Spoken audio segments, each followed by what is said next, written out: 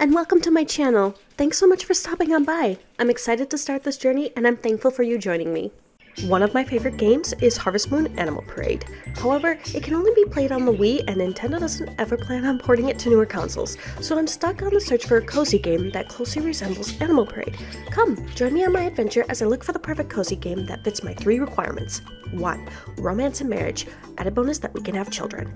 2. We can get the NPCs to hook up with one another. And 3. We all have children together and they all grow up together. 2026 has a promise of an explosion for cozy games, but there are still so many out there that have such great potential for exploration. My first cozy game that I tried that I'm going to dive into is called Critter Cafe. This is a very cute 3D cozy game developed by Sumo Digital that came out in late 2024.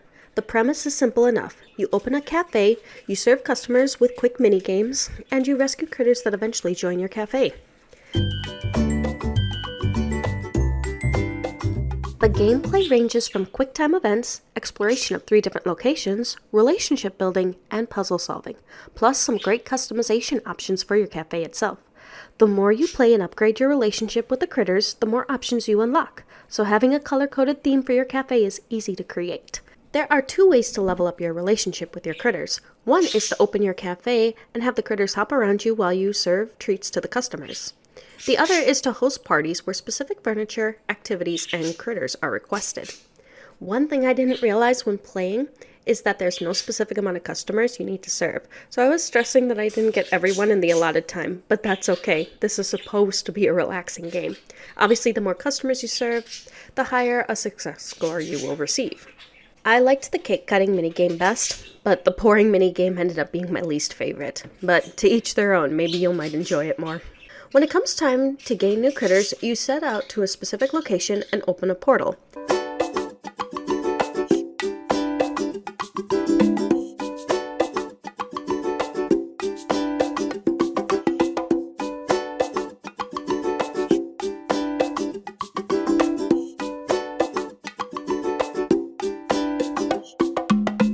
There you have to push blocks around or use your hammer and boomerang to activate certain platforms. Some of the puzzles were a bit more challenging, and I actually really liked that. It puts those Portal 2 skills to use, and problem solve your way to the critters. This actually ended up being my favorite part of the game, and I unlocked critters quite quickly because of it. Until, of course, I had to start leveling up the critters I already had in order to unlock new locations.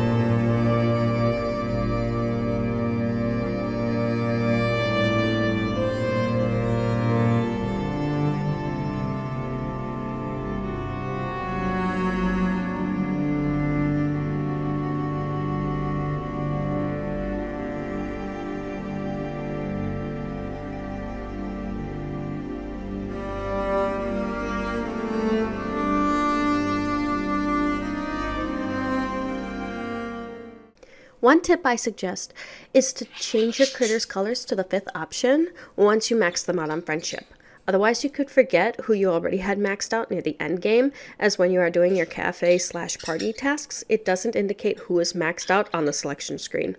You have to go into each critter's info to see, which takes time, and it just becomes easier to just have their color changed instead. It did get a little grindy at the end when trying to max out my relationship with the critters, but I think that's the only time I really felt like it was grindy. It's a solid game that I do wish had a little bit more to it, but for what it is, it's super adorable. I can't say it has much replay value once you 100% complete the game, unless you really want to challenge yourself with the puzzles again.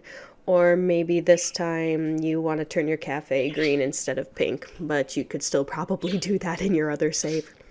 For the achievements on Steam itself, I didn't find them difficult, except for the grindiness I just mentioned. If you're stuck trying to find all the blueprints, there are a few videos out here on YouTube that show all their places that can give you that helping hand.